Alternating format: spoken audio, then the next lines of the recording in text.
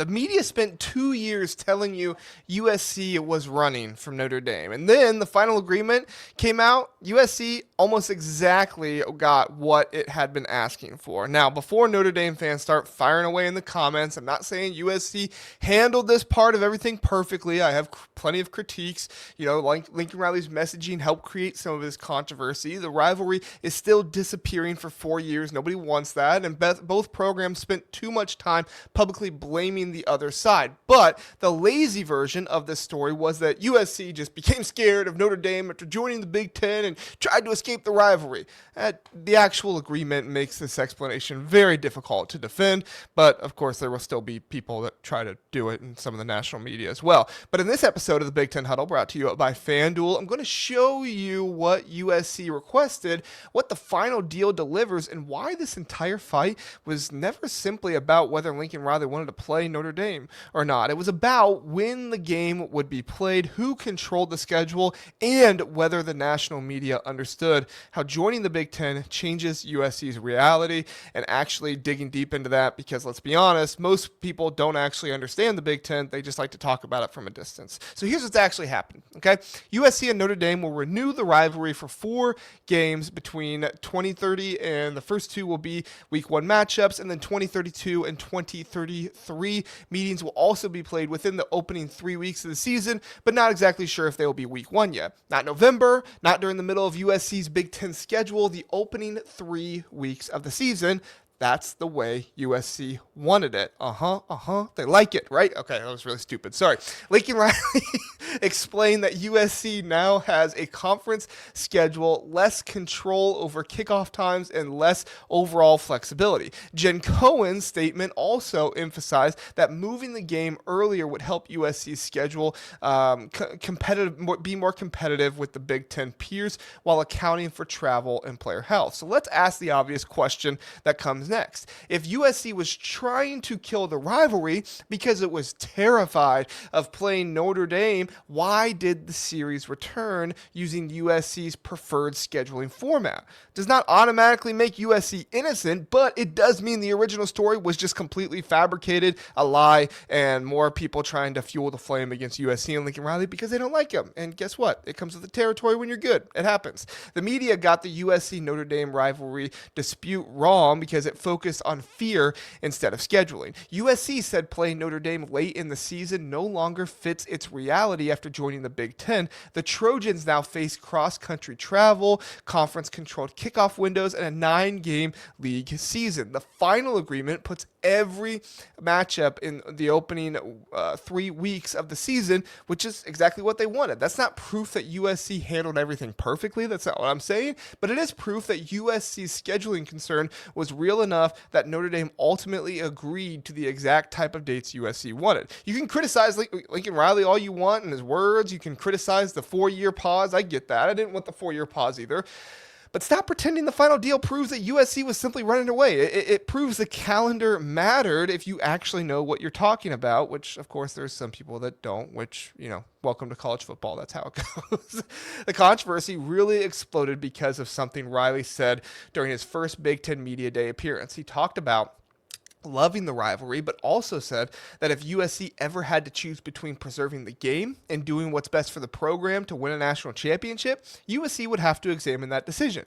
That sentence was straight gasoline for the fire of the college football fans out there. People heard best chance to win a national championship and immediately translated it to Lincoln Riley wants an easy schedule and he's scared of anybody out there. And honestly, Riley should have known that better. That probably wasn't his best choice of words or best way to explain it, I suppose. When you are the head coach at USC, everything you say is going to get dissected. Discussing the possible end of one of the college football's most important historic rivalries, you cannot speak like an athletic department consultant coming in. You have to understand the emotion. This is Notre Dame. This is USC. This rivalry began in the 20s. I think it was 1926, and survived almost everything college football could throw it at. Fans were not interested in hearing a calculated argument about playoff positioning and schedule arrangements. They wanted Lincoln Riley to say the game mattered and USC would find a way to play it. That is where USC lost the public relation battle of it all. Not necessarily in its scheduling position and how the position, but it was in how the position was communicated. Notre Dame had the cleaner public message, if we're just being honest. And I understand nobody wants to admit that, but if we're being honest, they just did. Marcus Freeman repeatedly said the rivalry mattered and expressed confidence that it would return at another point. His willingness to play anytime, anywhere became a powerful piece of ammunition in the debate. And that sounds better, and it fits on television, it fits the headlines, and that's kind of what you want for the fuel of the fire of fans out there and your public perception. USC's argument required an explanation about conference obligations and travel and postseason strategy, right? Notre Dame's argument required 4 words: anytime, anywhere. I guess 2 words, because those are all 1 word. So anytime, anywhere. Right? You can tell I'm not an English teacher in school. That is how one side wins the narrative before anybody examines the actual negotiation. But here's the problem. The final deal is not anytime, anywhere. It's during the opening 3 weeks, the window USC had pushed for. That matters because USC was not operating under the same scheduling structure it had before joining the Big Ten. And it also matters that people need to realize that Notre Dame does have constraints on their schedule, and they are going to have to agree to things like this because they're not getting the same big games that teams in the Big Ten are. The old arrangement made sense when USC lived inside a West Coast Conference footprint. A late season home game against Notre Dame was part of the tradition, and you didn't have as many high-profile games in the Pac-12. Sometimes you did, but not always. And now USC may spend the fall traveling to places like New Jersey and Maryland and Pennsylvania and Ohio and Michigan and Wisconsin or Iowa, which Iowa's not as bad, but still, it's, across time zone. The conference and its television partners can move games into different windows. USC cannot simply build its schedule in isolation. Riley said it directly. USC is part of a conference that does not make every scheduling decision on its own. That does not make USC a victim. USC chose the Big Ten. They knew this, and they're getting the paycheck that other people are getting. They knew this. It accepted the money, the exposure in the national conference footprint. Those benefits come with complications, but acknowledging those complications is not cowardice. It's reality, right? The hidden reason that USC fought to move Notre Dame was not just the playoff, it was control. It was setting themselves up for a better situation. USC joined a conference stretching from Los Angeles to New Jersey. Its league schedule, travel weeks, and kickoff times are now shaped by the Big Ten and multiple television partners. A November Notre Dame game meant placing another national opponent inside the most demanding part of the calendar. And you could be getting that for a number of teams. Look at Ohio State this season. They play Indiana, USC, and Oregon in 4 weeks, right? That's a huge 3-game schedule there. Of course, they get the bye before USC, which, that's kind of how it worked out for a number of teams there. But moving the rivalry to week 1 does a good amount of things, though. It protects the tradition. It removes the game from the Big Ten grind that kind of gets everybody in that part of it all, and it's into a national season opening type of event now. That's not USC weakening the rivalry. It may be USC redesigning the rivalry for the new version of college football, and that redesign may actually improve the national value of this game. Think about what USC Notre Dame can become if it's week 1 every single year. It is no longer fighting with conference championship races, rivalry weekend congestion, or playoff elimination games around the country.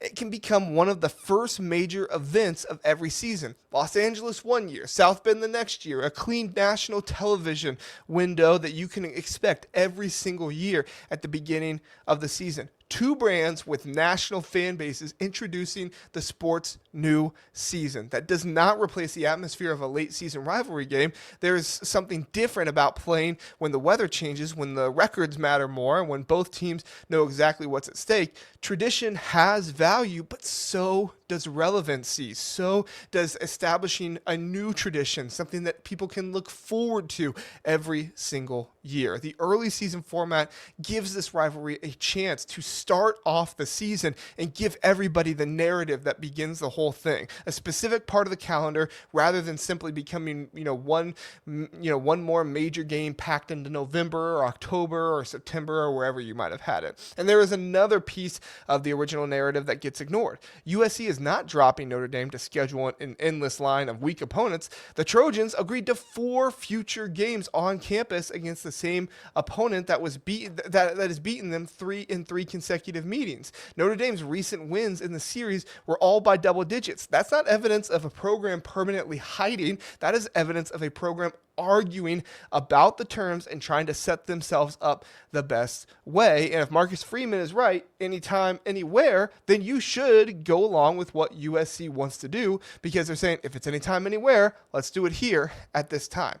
Now, did USC care about the playoff risk? Of course.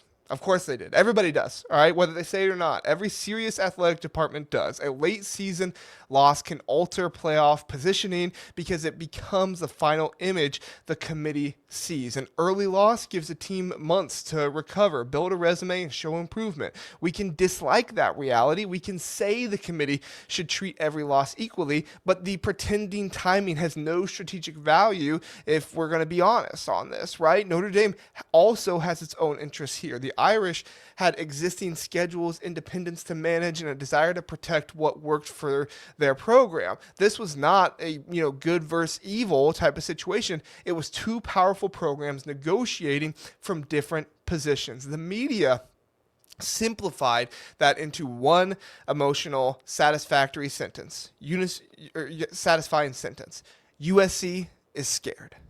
That was easier to sell than explaining the business of everything and what's going on. And of course, that's what you get from the national media when they don't actually know what's going on inside the conferences. That's why you watch a show like the Big Ten. That's why you pay attention to shows that cover a conference instead of everything nationally, because they actually know the conference. They actually know the teams inside it. Now, we need to be fair to Notre Dame here. I know USC fans, you don't want me to be, but we do need to be fair to them. Okay, the Irish did not need to accept USC's request immediately. Notre Dame had built the rivalry around a traditional structure that worked for decades. Changing that arrangement because USC joined a new conference understandably created frustration. Notre Dame also had to rearrange their future scheduling spaces. The 4-game USC agreement coincides with the cancellation of home and home game of Indiana, and Indiana's impeding decision on that definitely helped make the USC arrangement possible here. So Notre Dame made a real accommodation, but that accommodation is exactly why the final result matters. The compromise confirms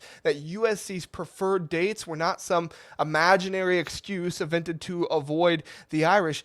They became the foundation of the renewed series. You see, Lincoln Riley lost the argument, but also won the negotiation. His public messaging was too corporate, too athletic directory, and the stuff. He made a historic rivalry sound like a line item in a playoff strategy meeting. That gave critics everything they needed to start the narrative of USC is scared. But the final deal validates his actual scheduling argument. Every game is being moved into the opening weeks. USC avoided placing Notre Dame inside the Big Ten portion of the season, and the rivalry still survives. So the honest verdict in all of this is pretty simple. Riley communicated the point the point that he needed, and the point itself was not wrong, and he got the point that he wanted. That is the lesson that USC should take from this. Being strategically correct does not mean you communicated effectively, but it does mean that's what you need to go for. USC allowed other people to define its motive instead of saying we need to modernize the rivalry so it survives our move to the Big Ten. The conversation became it became would would USC sacrifice Notre Dame to improve its championship odds? And those are completely different framings of the whole thing. One sounds like preservation, the other sounds like surrender. And the surrender doesn't even make that much sense for USC's championship odds, because on FanDuel, yes, they are top 15, but they still have pretty high odds at plus 3,500. I mean, you can go work around those if you want, but those are not great odds to win the national championship. Top 15 sounds good, but in a sport where you really only have like 8 or 10 at most, 5 or 6 probably national title contenders. It's pretty high. USC needs to understand that major college football tradition cannot be discussed only through efficiency, playoff percentages, and scheduling logistics.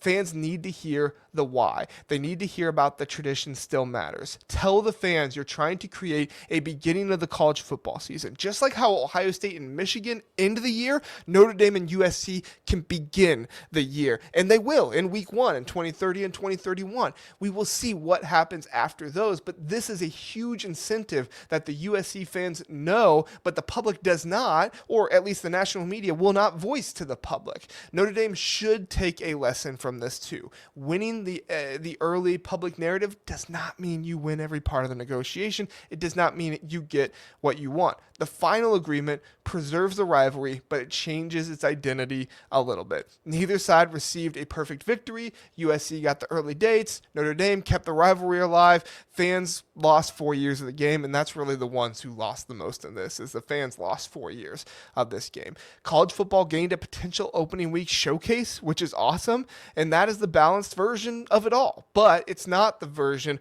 most people were sold on. The media treated it like a story about USC lacking courage. The final agreement shows it was really a fight over how an old rivalry fits a new sport. USC did not handle the message well, unfortunately. Notre Dame did not get its traditional dates. There was give and take on both sides, and the rivalry did not return unchanged. But the basic claim that USC wanted the game early because of the Big Ten reality, the final deal does support that. So tell me, was USC vindicated, or did Lincoln Riley create the criticism through his own messaging? Subscribe here to the Big Ten Huddle for more Big Ten football and basketball analysis.